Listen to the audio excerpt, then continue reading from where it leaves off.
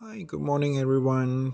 Today I would like to demonstrate to you how easy our system can support scanning the QR code from the table to start ordering. This functionality can be used by the customer to make order themselves or can be used by your waiters to take the order from your customers. Okay, let's start now. Okay, as you can see here, I can scan a table code. Okay, launch the app. Alright, as you can see here, the sales office has been already selected as the one Utama's outlet.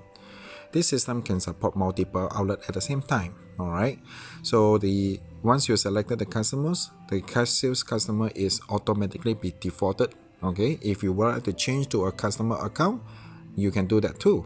Alright, the table has been selected as A1. If you want to change the table, for example, okay, just click on the table, then you can change to other table anytime you want. Alright, okay, now the dine mode, they're supporting dine in as well as takeaway. For the payment mode, you can choose pay now, pay per delivery, or pay after delivery. Okay, for this scenario, okay, let's do pay after delivery. This function will let you, okay, the waiter take the order from the customers. Once they finish taking, okay, they can basically submit the order to the kitchen and then move to the next table immediately without collecting the payment yet. Alright, let's continue. Let me start the ordering now. As you can see, the system will basically have changed to another screen. You have the category, you have the order, you have the menu, and you have my orders too. Okay, let's browse the category now. Okay, let's choose food and beverage at this moment.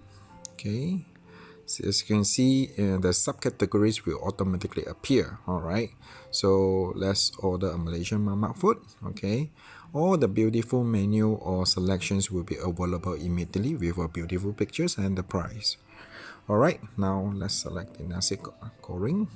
Okay, roti canai with curry chicken and potato too, as well as okay, so I can continue browsing of checking my order. These are the two orders that I made.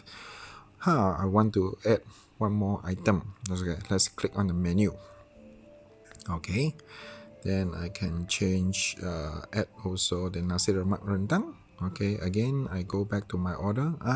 Okay, so I change my mind. I do not want to have a nasi goreng kampung now. Okay, let's remove it.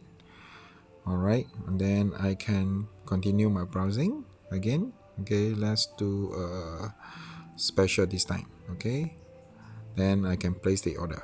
Okay, once you place the order, alright, the screen will automatically refresh, okay, to the main page, so the waiter can move on to the next table, okay, to serve the other customers. Okay, the next chapter, which will show you how the kitchen will be able to see the orders coming from the order just placed. Okay, let me switch to camera.